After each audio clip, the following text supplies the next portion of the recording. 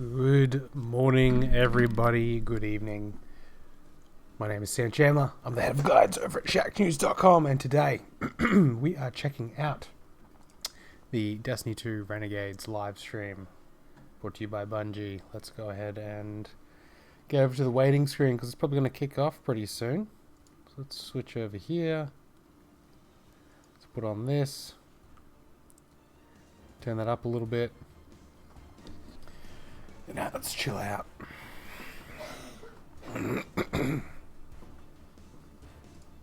See what's in store for us, hey?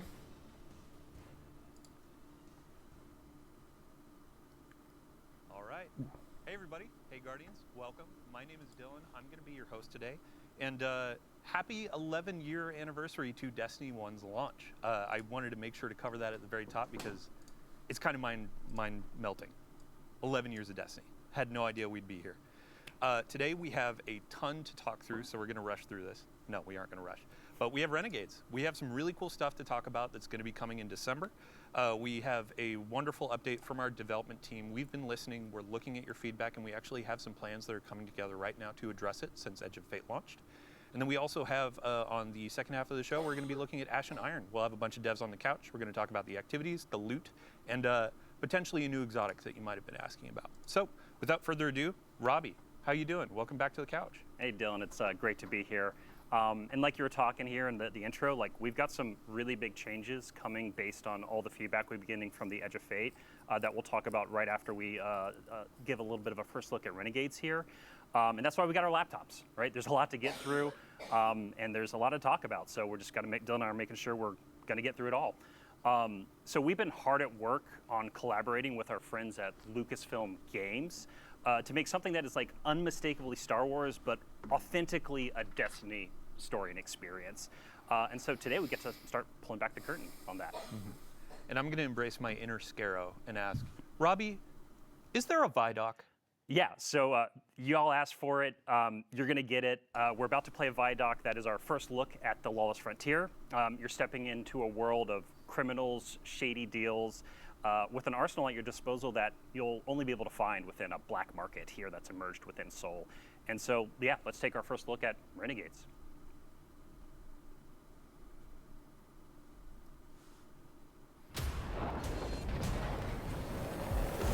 Seeing how stunningly Star Wars it felt was electric. I just jumped into that walker and I just annihilated the encounter. Squeezing that trigger and feeling that blaster just go off, it was like a whole new world opened up for me. There's something really special here that we haven't really done in Destiny before. That ignition, that hiss, that sound. Oh, it's like that. Okay.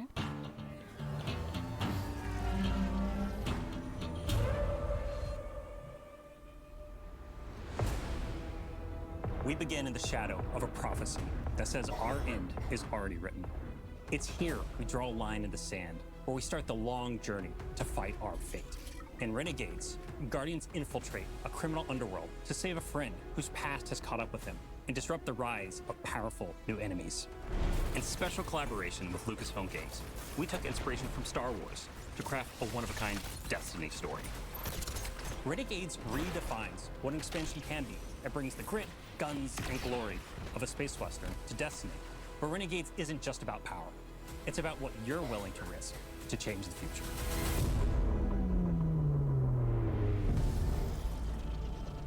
I guess it makes sense that it's Drifter. The folks at Lucasfilm Shady were dude. such great collaborators. They understood that in order for this to work, we had to find where the Venn diagram of our two stories meet.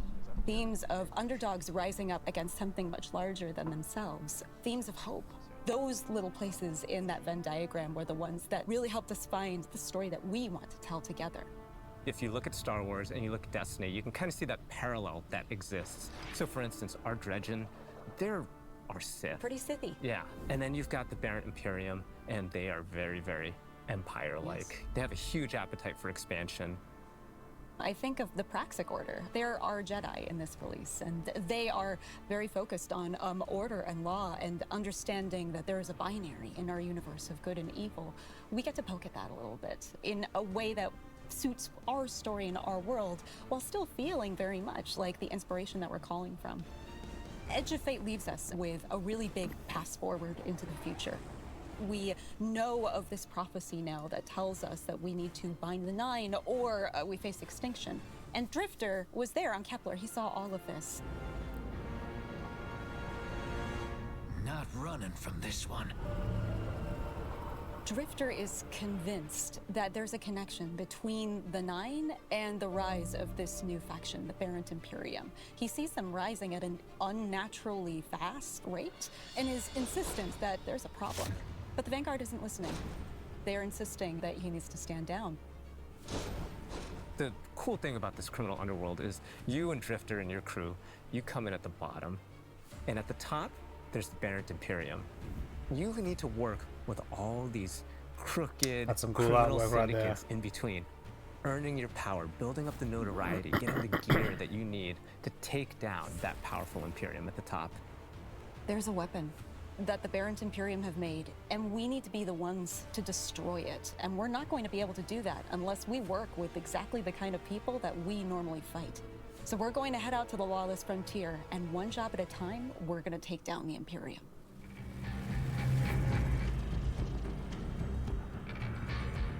The lawless frontier is filled with big, chaotic, cooperative activities. You're gonna choose the job, you're gonna choose which renegade abilities you're gonna take into those jobs, and then you're gonna drop into the action with your team, smash up those objectives, get as many riches and treasures as you can, and then get out, or die trying. To do that, you're gonna go to the Lost Frontier holo map. You'll see Mars, Europa, and Venus with swamps that are very reminiscent of Dagobah. There's some hints of Hoth in Europa, right? Yeah. For fans of both Star Wars and Destiny, like Mars, which is some pits that are very reminiscent of Sarlacc pits, and you don't want to fall into them, you'll die. These are Destiny locations. It's just we're taking inspiration from some of these iconic places in Star Wars.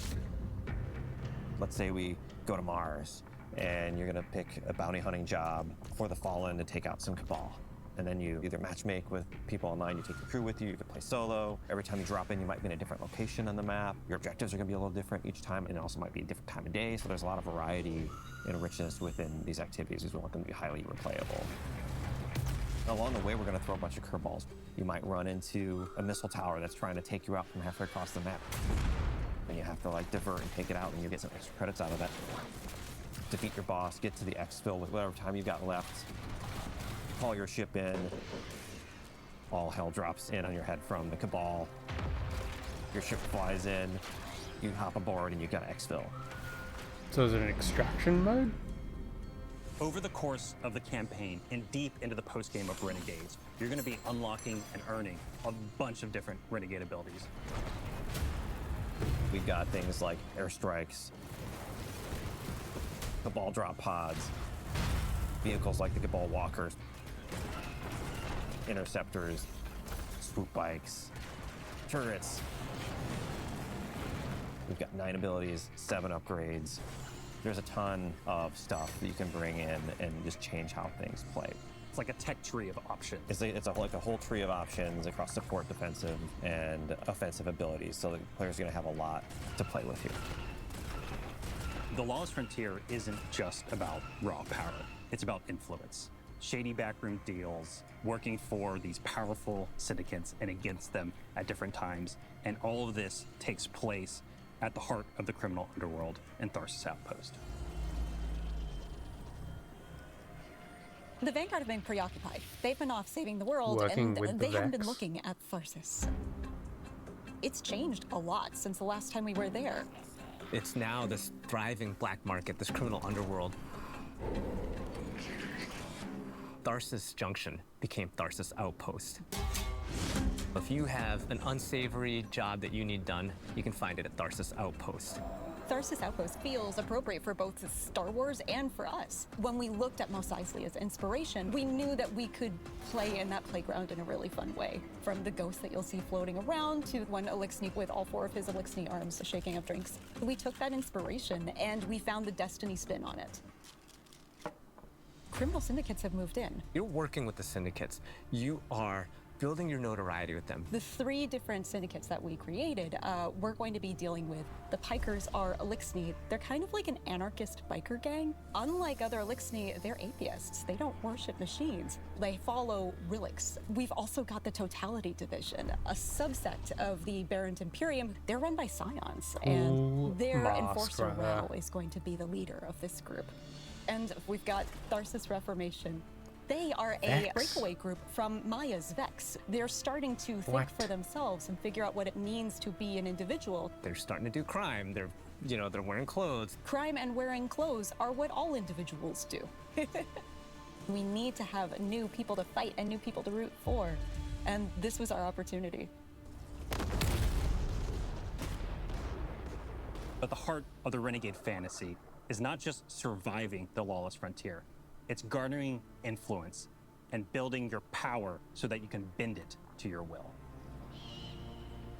In the end game, we get the best weapons, the best armor, the coolest exclusive cosmetics. You're going to need to work with the syndicates to increase your notoriety by completing jobs successfully alone or with a crew, and in doing so you'll unlock our highest risk, highest reward jobs, and at the same time you're going to have the ability to do the special job that'll take you off planet to the dungeon.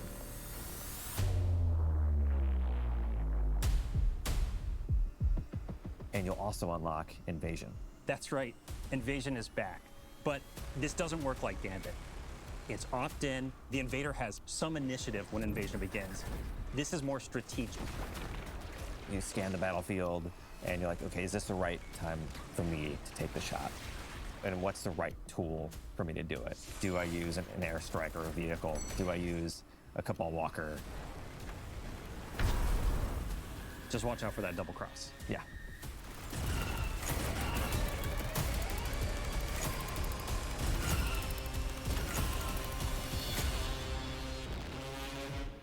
Renegades marks the Guardian's descent into a criminal underworld. A world of shadows and syndicates, where your light and your choices will cut a path forward. You'll fight dirty, break the rules, and build a hardened crew that can take on any job, standing up to the most ruthless syndicates in the system.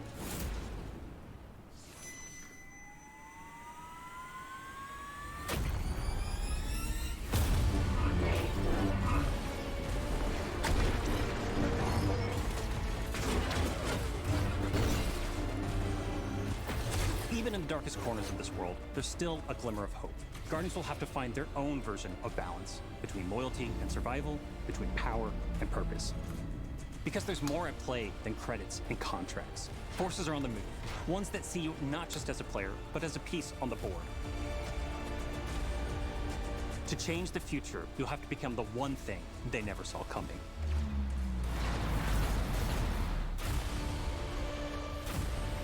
Hey DJ, how you going, mate? Yeah, Start good the witching hour engines. indeed. Take off as 2 soon as you can. a.m. What do you think so far? I don't see why it had to be a Star Wars themed. Like, you've got all this content anyway without it being branded Star Wars. So, All kinda right, welcome just back. strange. Sorry, I love Vidocs. I gotta stop looking at chat. Let's get the show on the road. So pre-orders for the new Renegade Standard Edition start right now. And we actually have some added bonuses. Even if you pre-ordered the what do we Cool got? idea, Year Prophecy and all Edition, that we have 2 functions additional cosmetics that are going live within today the world with of the patch. Destiny 2 The anyway. Starside introduction Like, you got emblem all these and characters a new exotic ship, that could have which we existed- call yeah. the Renegade Leader. You're going to see it on the screen right now. It's and very strange. I'm going to ask a silly question. What are we looking at? I mean, I think we're kind of looking at something that looks like an X-Wing here a little bit, maybe a little red leader action. So, I mean, this is one of our homages, right? That's the team had a lot of fun with. An So we homage? wanted to build like an iconic Is that just ship, not Dylan, straight that up kicked off an the road to X-Wing? Renegades here over the next few months. And what's cool about this is you're actually going to see your ship. Yeah, Whatever they're ship making you a have equipped, whole it's going to be chapter flying by when you deploy heavily renegade abilities on the inspired Lost by Frontier. Star Wars. And also, you're going to be using your ship to go between different areas within the Plaguelands. And my here point is and that reclaim activity. you That's didn't what need to as well. do that Awesome. to create So a story in with, Destiny 2. pre-orders talked about, let's dive into the Vidoc. That's Robbie, quite where do we similar. start? Yeah, so I think it's For like what they've probably already there's just so shown much, here. like, to do a really kind of quick It looks overview cool. of what we looked at here. So Renegades thrusts you and your crew into the heart of a lawless frontier that's submerged around Mars, Europa, and Venus, all new locations across those places. And you're trying to keep up with Drifter, ultimately, who's chasing startling visions of calamity and rumors of a powerful new Cabal faction that's rising, the Baron Imperium. That Imperium's installed themselves as top dog in the criminal underworld, and Drifter's convinced that the Nine is involved with the Imperium's rapid growth. It wouldn't be the first time the Nine have meddled in the background and done some crazy things with Cabal-related enemies. Anyway, so to deal with the Imperium, you're going to take on the role of a renegade. As a guardian, you're going to smuggle, sabotage, bounty hunt your way to the top of the lawless frontier, and that means you're going to be working with the shady syndicates to build your influence within Tharsis. But ultimately, like, this is for the right reason. You're being the bad guy to do the right thing because you can't really ignore this prophecy of extinction that showed up at the Edge of Fate.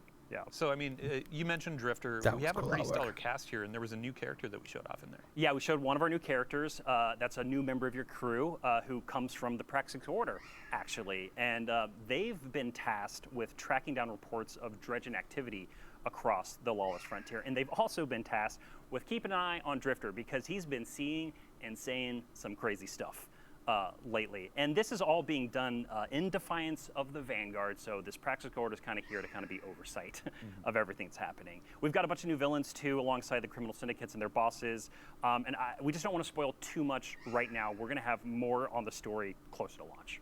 All right. So we've got smuggling, sabotaging, bounty hunting, wearing clothes, doing crime. It's important. Let's talk about the gameplay.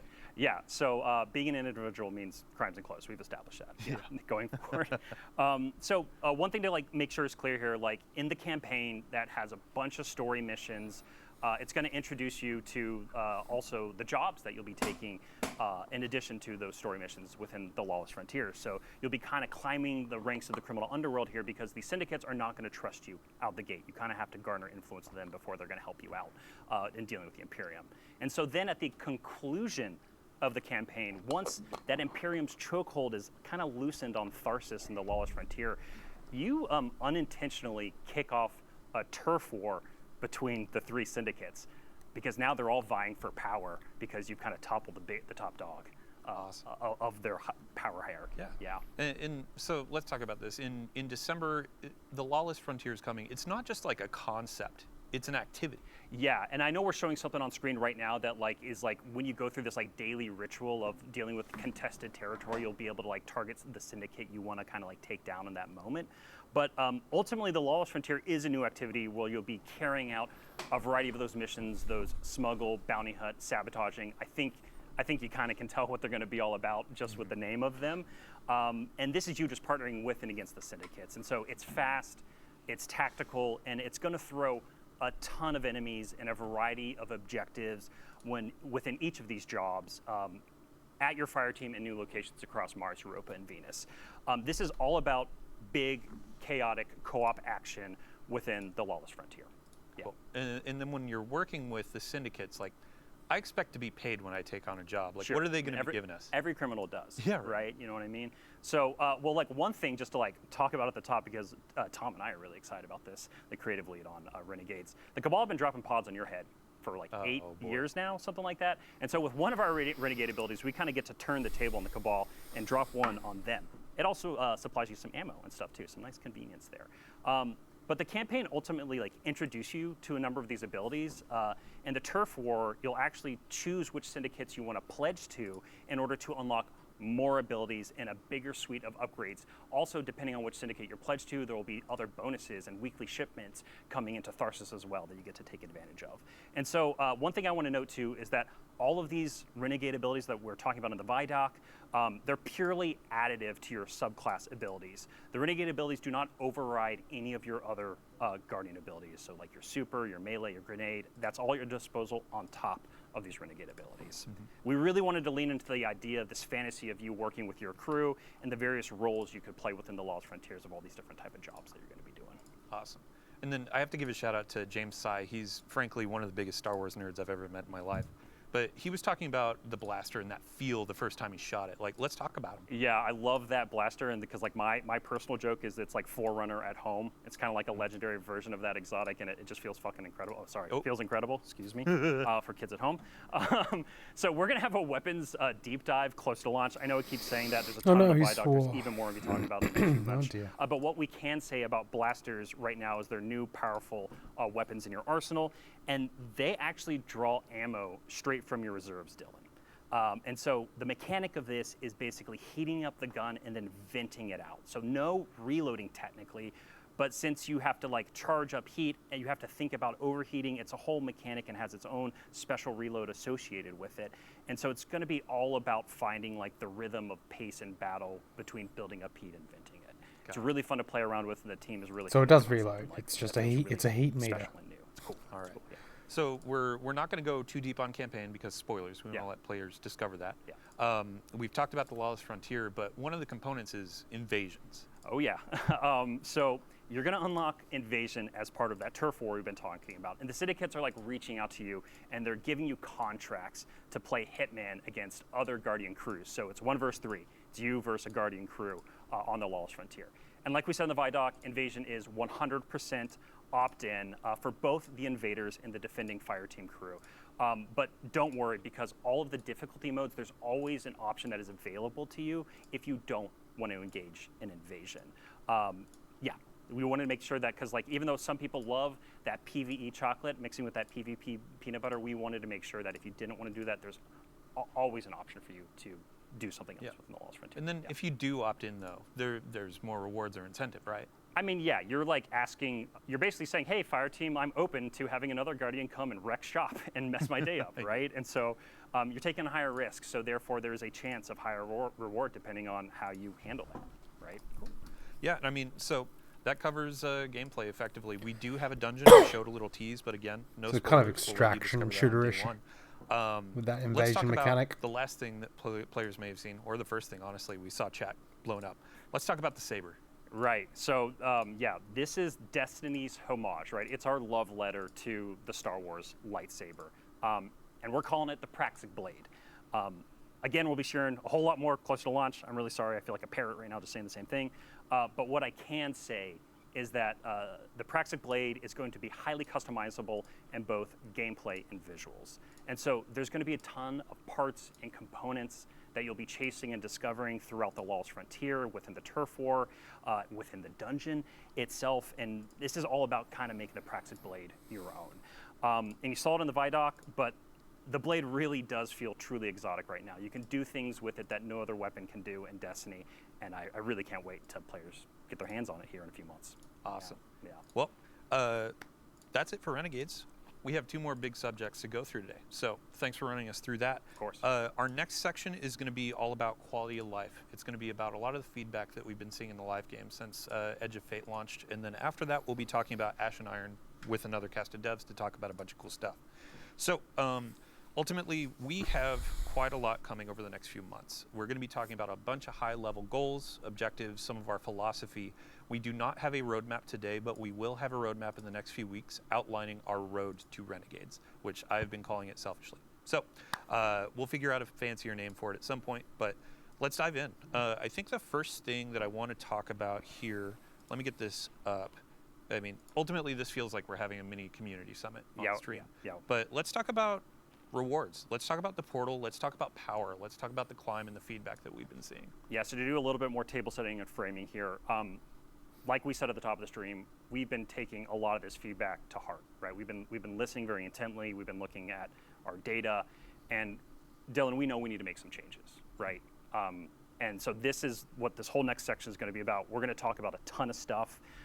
Some of it, a little bit of it is going to come from Ash and Iron, a lot more in Renegades, and then even more in the future. And so coming back to the power climb, we want it to be faster, we want it to have improved rewards, and we really want it to highlight new and aspirational activities when Renegades launches. And so that means looking at the Renegades campaign and the Renegades jobs in the Lawless Frontier and the activities you do there, and making sure that they both feel like great sources of seasonal power. We know with the Edge of Fate, after you completed the campaign on Kepler, that there was a bunch of cool stuff to do and some rewards to get, but it didn't fit into the seasonal power game, right? It didn't feel like it was a viable path. And so these big chaotic fire team based jobs that we've built and all that variety we're pouring into it is going to be this engine to climb seasonal power. If you're just loving that activity, you're going to be able to spend an enormous amount of time there. Yeah, and you touched on aspirational content. So when we look at it, you're doing the power climb, but you're looking at the end game, and our raids and dungeons are a part of that. Yes, they are. So we are making sure here, there's two approaches we're taking and a bunch of work that's going to come out of it. So our focus initially here is going to be on the new raid and dungeon content in this conversation. So that is Desert Perpetual, the Epic Raid here in a couple weeks, and then the dungeon releasing with Ash and Iron. And so we want to make sure that those are more dependable sources of power, both from weekly challenges, some of which that are going to happen in Ash and Iron, but then also we're going to be looking at the power drops that come when you're completing encounters and looking to see if we can adjust those and juice them up a little bit. The other big area, because what we're talking about when we say aspiration is like in-game. You're doing an in-game thing. I should be rewarded for that. So with the launch of the Epic Raid for the Desert Perpetual and Epic Raid and then the dungeon afterwards, we're going to make all drops, the base drops you earn in that content, tier 3. Mm-hmm. Yeah. Yeah, and it's ultimately attesting to like, players got through some of the power grind, they went into the raid and they were seeing tier 1, tier 2 drops, and that didn't feel like endgame loot. It So did not. we're making this tier 3 is the baseline, but then you can build up to tier 4 and tier 5 as you add more challenge, add more difficulty. Yeah, and I think we hit on it, but I just want to make sure. A day one raid talked about should improved always drop rewards, the right, best around gear. some of the If you can newer do it, content you that is should be coming. getting tier 5 This maximum, effort, not this though, is tier 3 also nonsense. being applied across the portal itself. And so, Dylan, I know you and I've talked about it a bunch. You know, we talked about solo ops, right? You mentioned Caldera. Yeah, let's talk about variety in the portal and more reasons or more ways to play. Yeah, exactly. And part of that theory right here is just like that thinking is we just have to improve the rewards, right? And so a lot of what we're doing is going to be about bringing the baseline of the reward experience with Renegades up to that, closer to that solo ops experience, and also really incentivize playing in fire teams more because, hey, we know Destiny's feeling lonely right now if all you do is spend time in the mines, right? And so we want to do we know we need to do a much better job at that. The other, just to go into that example, like we're talking about Caldera, it's a solo op activity, and players feel it is the most viable path to power. So a social game like Destiny, it is a problem where you feel like you should be playing alone for all the reasons. It's like, hey, sorry friends, you want to play raid, you want to play something else, sorry, I'm going to go into Caldera and play alone. Yeah. We want to address that. We want to make sure Destiny is social, fun to play with friends, while still maintaining, hey, as a solo player, you can absolutely hop in, but we aren't going to make you feel worse. So example there too, we said, hey, we're going to tone down Caldera and solo ops. We're actually reverting that. We had announced it, we're taking that back, and as you said, that's the new benchmark. We're going to raise things up to feel like Caldera and feel rewarding like solo ops. Yeah, and we've already talked about that. We're going to do some of that in Ash and Iron. One of the other things we're looking at doing in Ash and Iron right now is taking our bonus engrams. But doesn't it still take like 600 runs of Caldera to get to 450? Power deeper into the climb and adjusting that. We're also, this is a good gotta segue, raise it I think, way kind of up. into our next area where we can talk more about reworks we're going to be doing within the game and some changes we're making. So the other thing we're going to be doing with bonus engrams when Renegades launches is they're going to feed more into a weekly ritual. You know, a thing that you know when it launches, there's a bunch of stuff to do that's going to accelerate you into power climb. Yeah, I mean, let's talk about the effectively weekly reset, curated activities from Bungie, so you have a moment each week of, let's hop into raid night, let's do Grandmasters, things like that. Yeah, so the thing you're speaking to, Dylan, the thing we talk about a lot is like, clan night, raid night, right? We got to get that feeling of hey, I log in on Tuesday and there's just like a bunch of stuff to look forward to. And so a few ways we're going to do that is one with a new system that we're calling Vanguard orders that comes out in Renegades. So Vanguard orders are actually this like new objective system where you're going to be, and we should have a mock-up on screen right now. It looks like our monitor isn't showing the exact right thing, just our place in the studio, so I'm just going to assume it's working. And so within these Vanguard orders, you're going to have all these different objectives that you can do, and you don't have to pick these up like bounties, right? These are things that will just be automatically granted to you when you log into the portal. And then what's really cool about these is that they pull some of that like Destiny 1 bounty vibe, where as you complete an order on the left-hand side of the screen of this mock-up here, you will actually roll. You can roll on higher tier orders, like a legendary order that will give you consistent rewards, or an exotic tier order that can give you exotic tier rewards. And so this is all about just creating a bunch more like little moments of variety within the portal and these different little objectives that you can do. We already touched on bonus engrams a little bit and how we're going to be reworking those even more with Renegades launches to feed into that idea of like, look at all these things in the portal. I know if I go and gobble up all the green engrams, I'm accelerating on my power climb, and that's much easier and clearer for players to understand. But the other place that we've been getting a ton of feedback on, and we're going to be making changes to, is the weekly conquests, basically. So right now, we have the concept of the conquest as a milestone on your seasonal power journey, and it gives you like a massive, like big dump of rewards. We are going to be making those we're going to be making it repeatable, but then there's going to be a weekly reward for them. There's no way for us, honestly, to balance the crazy amount of rewards you get from the milestones, but we're going to make sure we incentivize them and create a weekly version. And we actually have a change going live today to make conquests repeatable, but the rewards component is what we need to focus on for a future update. Yeah, and Dylan, you and I were talking about this a bunch over the last couple of days. Is like we want to get back to that. Like we want to get conquest closer to that GM feeling, that Grandmaster Nightfall feeling of the past, and that's kind of like our little North Star for that. Yep. The other big thing too that we've been listening to feedback on, and we're moving really, really fast on right now, is getting weekly legacy raid and dungeon content as like a tunnel from the portal to that.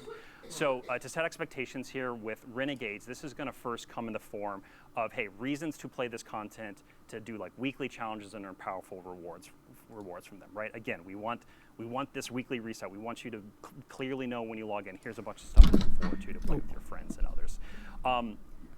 The reason I have to set expectations, though, is like we hear the feedback about wanting the gear reprised from raids and dungeons. Dylan, if we could just like flip a switch and make that happen, I think we'd be more than happy to do that. But it's just not that simple. There's a bunch of work that goes into actually creating the new gear and the gear tiers, and so we are going to be looking to make the reward experience of Legacy and Raid dungeons better as time goes on. Our first focus is making it fit into that weekly reset and into that power climb. Yeah. And we have our first step today with dungeon lairs. In the portal, there are going to be three encounters coming from Legacy dungeon content. You can get power bumps from those. You can get portal gear from those, but we hear the feedback on general rewards. Yes. So, yeah. Yeah. We're gonna be looking to add more to this, like what this weekly ritual feels like. These are the areas we are targeting initially here for Renegades. All right. So let's move on to our final two subjects. Really are centered around sandbox. Yeah. First of which is going to be build crafting, and then the second is around just our general approach to balance. So we have another list here of, honestly, we've been getting a ton of feedback around featured gear. We've been getting feedback around like legendary weapon tiering. What are we changing? Yeah, so this whole space is about expanding build crafting and gear chase. And we hear y'all. Like, we hear that featured gear is far too restrictive for how you're playing the game right now. And so one of the big changes we're making is all exotic weapons and armor are going to be featured gear starting in Renegades. Mm-hmm. So the class items, your prismatic builds, they're back on the table. You don't have to worry about it anymore. You're not having to think about what exotic you put on. It's all about what build you want to craft, right? The other thing that we've been listening to a lot when it comes to the gear chase is like, hey, you might earn a tier 1, 2, or 3 weapon, a roll of a weapon you really love, your personal god roll, or the community saying this is a god roll, and you're looking at that and you're like, man, it's cool, but like it's not that top tier, right? And so in Shadow and Order, which is our major update coming after Renegades, you're going to be able to enhance the tier of your legendary weapons all the way from tier 1 to tier 5 with a new currency and a new feature that we're building for those. Again, this is all about a new currency. Wow. Yeah. And before we get ahead of ourselves, more like, vault space and player, improved and sorting I'm and guessing filtering. in chat, people are saying, "Oh, Good. so I should be keeping my tier 1, tier 2, tier 3 weapons. Where am I going to put these? What's going on with vault space?" Yeah. So with Renegades, we are going to give you more vault space. That is the thing we're going to be doing, and also the team is working on a pretty big update to improve the sorting and filtering of just using your vault in game as well. Mm-hmm. Yeah, we'll have many more details in the coming weeks and months when we get this roadmap together. But our final note in this section before we go to balance is the portal scoring. Yes, yeah. So right now with the featured and new gear, there is just an intrinsic bonus that you get for wearing that gear. I guess it's extrinsic because we're asking you to put it on. But anyway, if you have it on, you get a score bonus in the portal, which means you're not only thinking about like activity customization, your build, but also now you have to think about the score too, and like, should I wear this or not in order to chase the high score? And for the vast majority of the experiences in the portal, we think that's just too much complexity right now. And so we are sunsetting that idea. And so again, this is going to drastically open up the space for you to basically use whatever you want in the vast majority of things you play inside of the portal when you're chasing gear and doing that power climb. Yeah. And a North Star for this, when y'all were talking about it, we've had a ton of conversations with the dev team, is like, there's a lot of feeling of, I'm playing Destiny the wrong way, and this was contributing to it because I had to think, oh, if I put this armor on, it's wrong.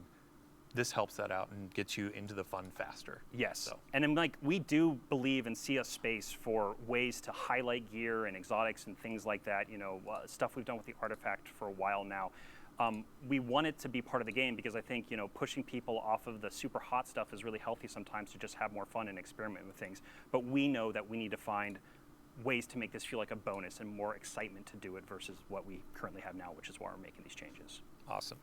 Yeah, and then our last section here for quality of life, let's talk about sandbox balance. Y'all have been really taking a lot of the feedback to heart since the announce of quite a few nerfs and some balancing, and you have some new approaches to philosophy when it comes to this. Yeah, so at the top here, one of the things we're doing is we're upgrading our internal process for kind of how we evaluate our buff and nerf policies, and also the timing of which when we go out and do those. And so a big part of that here through Renegades launch is going to be non-critical balance changes are on pause right now. And so this is partially in reaction to obviously some of the sentiment around some of the changes we're making, but it's giving time for us to make sure that when we do start to do more balance updates a little more frequently again, we communicate honestly. We just need to do a better job about communicating about why we're changing something and some of the intent behind it. Mm-hmm. And the reason I speak about this, because you asked me this a couple times in our rehearsal, Dylan, is like, what does non-critical mean? Sorry, I'm taking your words here. No. I'm just on a roll.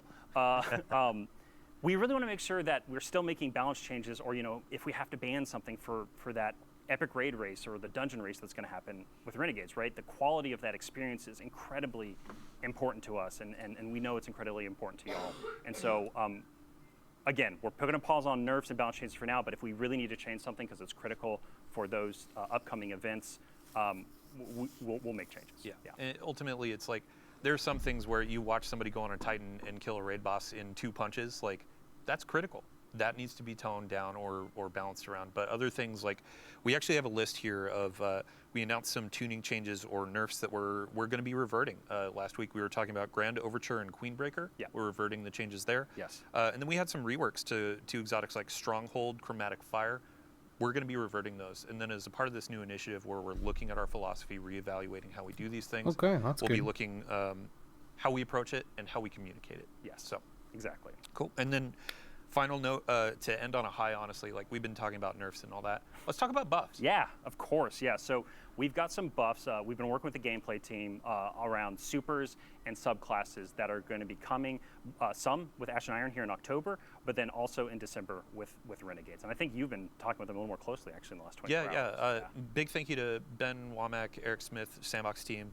A couple notes, like, we saw a thread where folks were saying, hey, the original 3 supers that launched with Destiny 11 years ago, happy birthday. Yeah. They feel a bit undertuned. And I saw a note where it's like, Ward of Dawn, Titan Bubble, that needs to be brought up. Golden Gun. I know Warlocks are getting some abilities changes too. Turrets. So turrets changes coming very soon. Yep. And grenades and other things too outside of turrets. So we will have a full list over the coming weeks, and honestly, it may build. We need to get our roadmap together so we know exactly which hot fixes, updates they're going to be rolling out in. But we'll be as transparent as possible with you. So to really end it and get into the awesome Ash and Iron content, thank you again to everybody that's been giving us feedback. Thank you to everybody that's been playing and diving into all the changes. We know some need work, and we're going to be doing that. We've been listening, and now we're getting through the planning stages, and we're executing on a bunch of changes over the next few updates and beyond Renegades. So, Robbie, thank you for joining us. As we're going into Ash and Iron, we got to get the catch full of new devs. Yep. So, thank you so much. Thanks for having me. And we're listening, and we're going to keep responding to the feedback. So thank you all so much. And let's get some more people on the couch. I've been talking too much. Yeah, you See brought y'all up later. Vidoc. We have a trailer for Ash and Iron to roll. Let's do it. Conductor's forces are rampant in the Plague Lands. We're sending you in to investigate and take action. Be ready for anything. To the next assault point.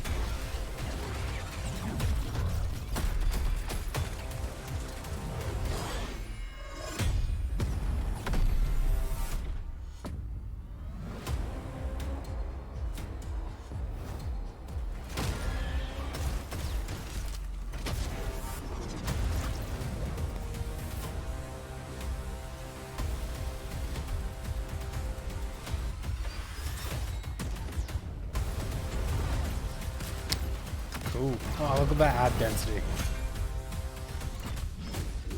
Make every shot count, my friend.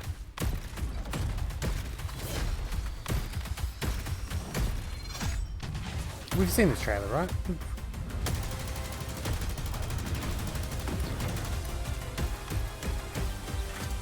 It's good to carry a gun. Better to have guns carry you. Stay in the fight. We're almost home.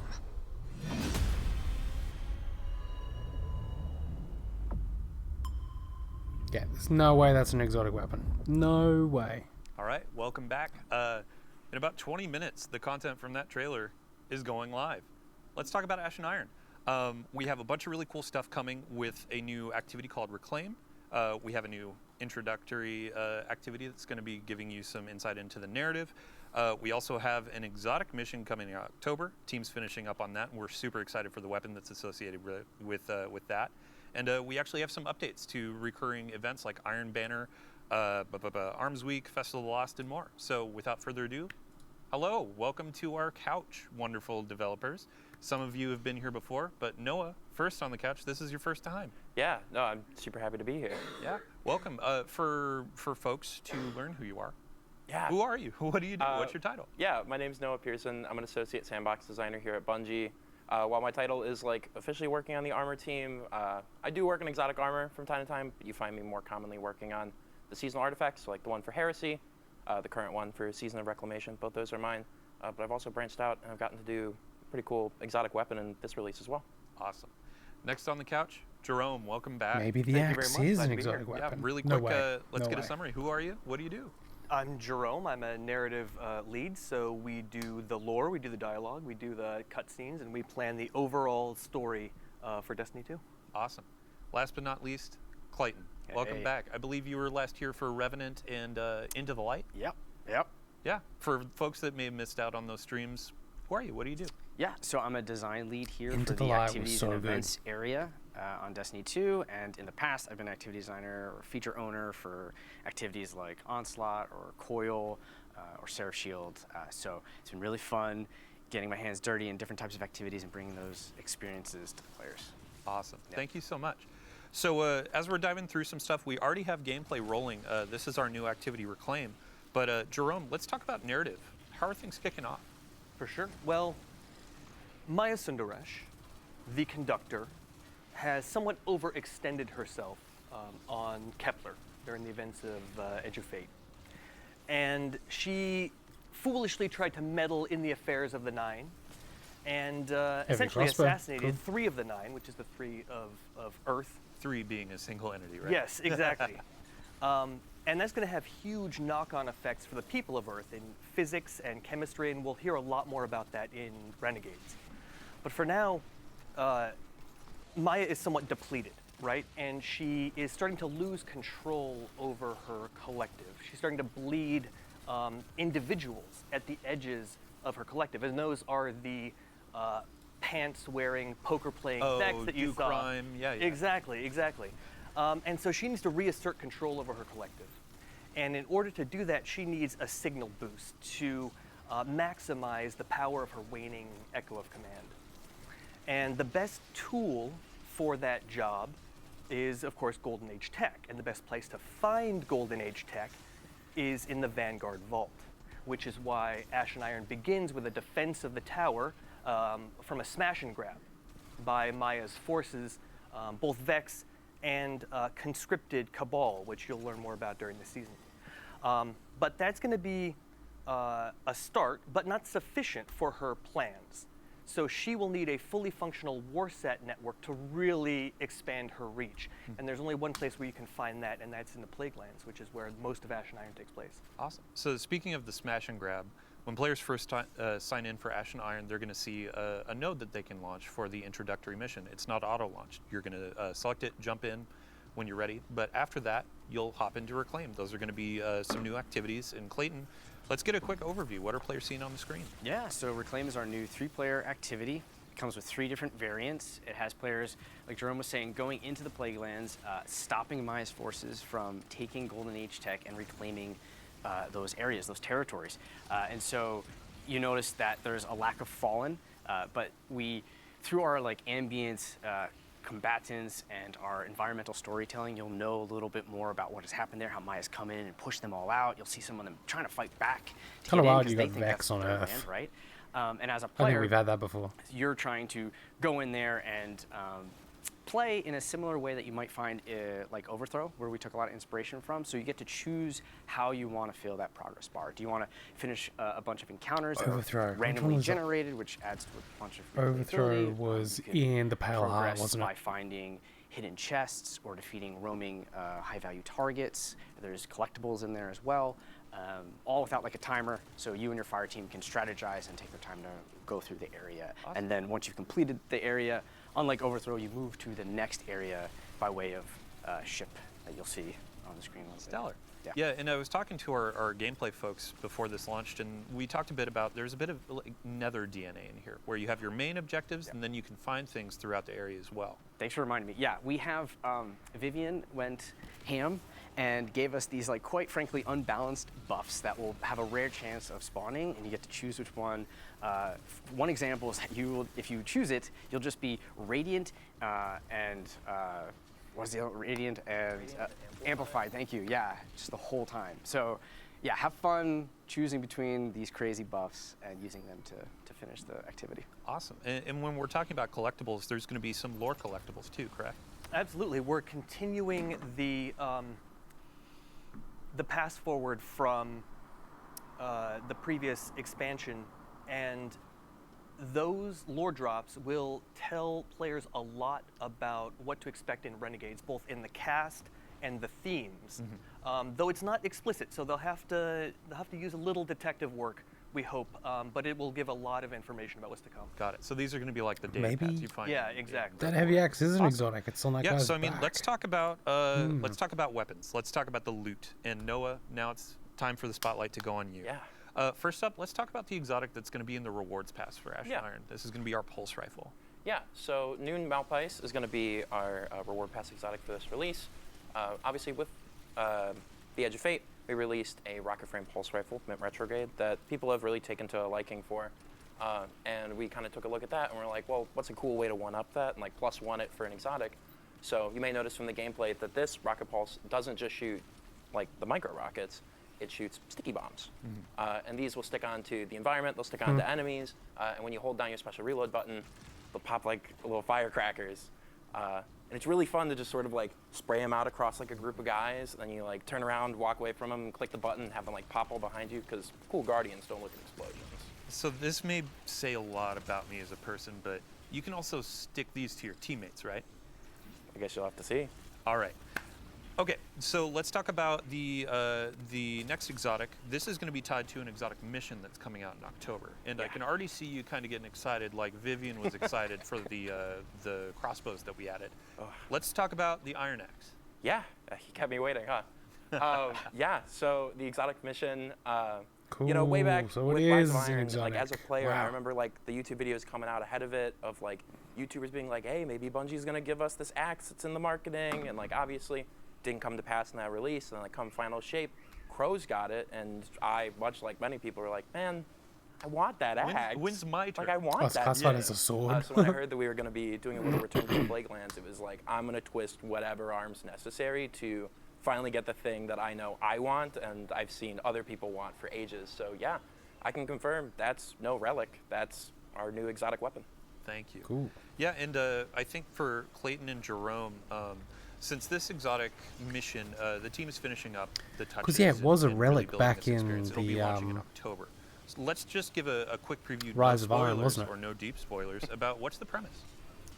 Yeah, as I mentioned earlier, Maya wants to expand her reach, and the best way to do that is like the same way you would with the Wi-Fi in your house. You need expanders, you need routers, right, to boost that signal.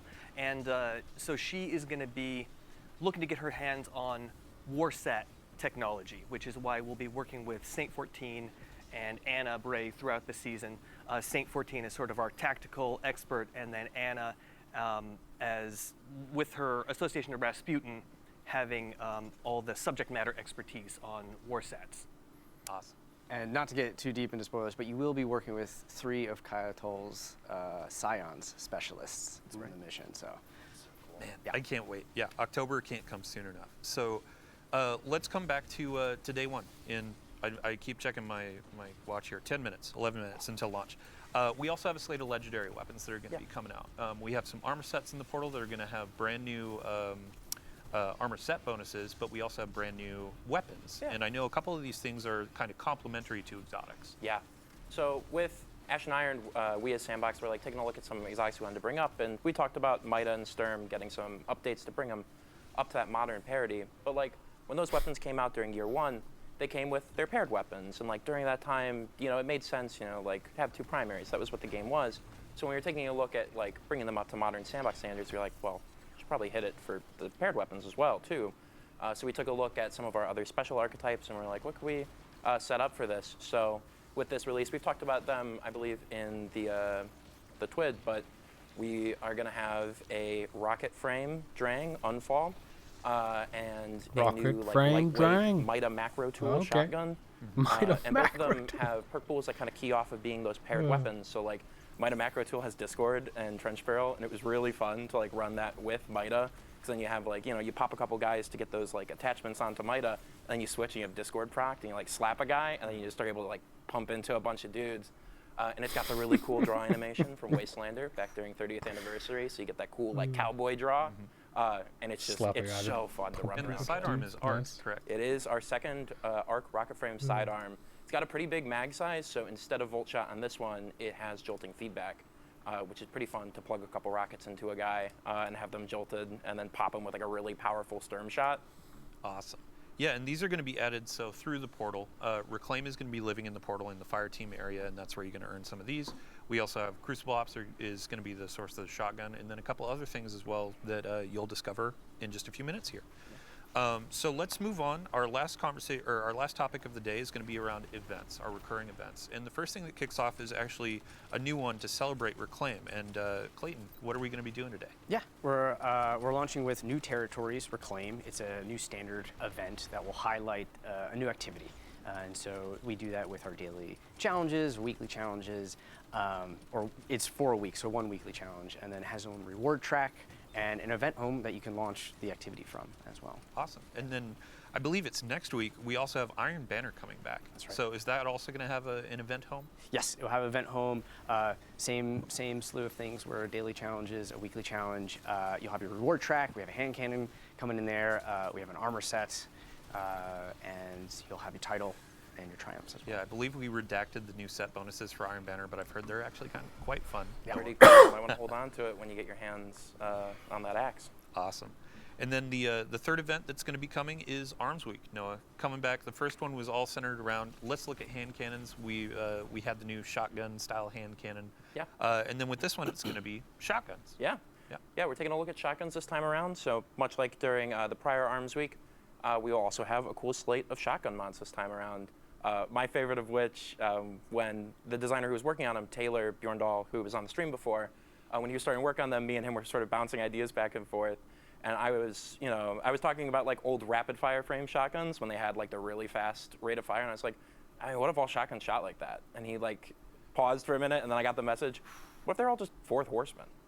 Oh, Bjorn, you mad scientist. It is really entertaining to take a slug shotgun and have it shoot that fast. Yeah, and we saw a lot of celebration with these volatile mods for hand cannons during that week. So with shotguns, we have the one that's effectively going to be fourth horseman everywhere. Yeah. But we have a couple more too, Yeah. and we'll leave that for players to discover It's going soon. to be super awesome. Next up on the slate, we have Fest of the Lost is going to be coming back during Ash and Iron, and we have a preview of our armor sets. Yeah, what so was the these armor? are armor ornament sets. Y'all voted on Yo, these those are cool. earlier in the year last year, and we had to show them. They look Great awesome. votes. I That's cannot wait to have those badass. roses on my shoulders. Warlock. But with Fest Slenderman of the Lost, Warlock? we have Fuck some yeah, new look at activity that. content, correct? That's right. The Headless Ones have broken out of Haunted Lost Sector Jail. Because of that, we have thank new God. activities. So we have a new PvE 6-player activity called Haunted Altars. And then we have a new PvP activity called Red Rumble. Hocus Focusing is coming back. It's going to be a 2-week-long activity. We have 2 new weapons and a reprised weapon. You'll have your reward track, event home, the whole shebang. I'm very excited. It is very fun to play in those activities. Awesome. It's chaos, just all chaos. And then the last on our list, so Jerome, we have a new event called Call to Arms that's going to be coming at the end of Ash and Iron. Can you give us a quick overview? Sure. We're going to be working with Devrim, Devrim K, who has been holding down the EDZ for the better part of a decade without a ghost, right? Doing it all in one life. And he'll be Sitting there waiting taking for his some tea. much-deserved R&R in the tower and being our liaison to the foundries. We have to remember that most of the guns that the Guardian fires are designed and produced in the last city. Of course, we know that they're actually designed and produced here with the sandbox team. What do you mean? Cassoid's in-house. That's right, Mr. Cassoid, right here. So we will be working with Devrim to stress test the latest and greatest in gear from the foundries, and the Guardians that can push their gear the furthest and get the most out of it will reap the greatest reward. So there's a competitive aspect to it as well. Awesome. Yeah, I mean, when we're talking about this competitive aspect, the Call to Arms is going to be a ton of rewards, legendaries, some cosmetics for anyone to earn, but then we have kind of some cosmetics at the top for our hardcore, so to speak, to really earn. And Clayton, I think you were talking about a helmet? Yeah, we have a helmet ornament. It is fantastic looking. When you equip it, if you're in that top earner, you will have this like tail of flames coming from you. And much like the trial glows, these flames signify that you are a top competitor in this. So when I load into the tower, I'm going to see this guy with a giant fiery mohawk. And Yeah. I'm going to know, okay, they were top of Call to Arms. Impressed and scared at the same time. But then we have some cosmetics, like I said, for just general players too. Like I believe there's an exotic ornament for the pulse rifle on the reward track, and a bunch of other things to earn too. So we have daily login rewards as well, and we have vouchers that will actually help set you up for the next season. Awesome. Yeah, well, thanks for the quick overview. We will definitely have more information in the Twit about this new event.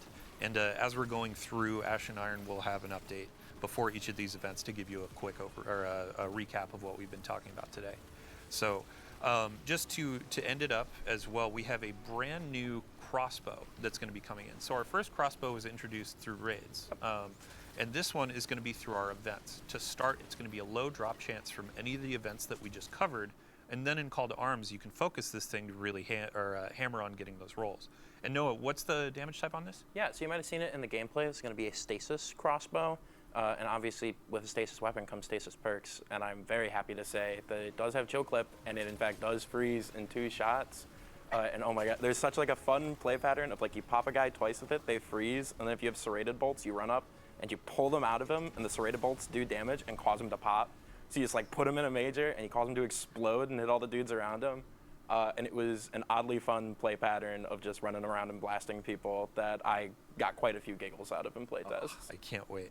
So again, to say it, today with our New Territories event, you can get this to drop. It will be a low drop chance, but over the course of the rest of the season with each event, more chances, and then Call to Arms, you can focus it along with other gear and really go hard for the role you want. And it has a holofoil in. And a holofoil in Call to Arms as well. Yeah. So that brings us to the end of our show. So thank you all for joining us on the couch. Thank you all for joining us at home. We hope you enjoyed the Vidoc.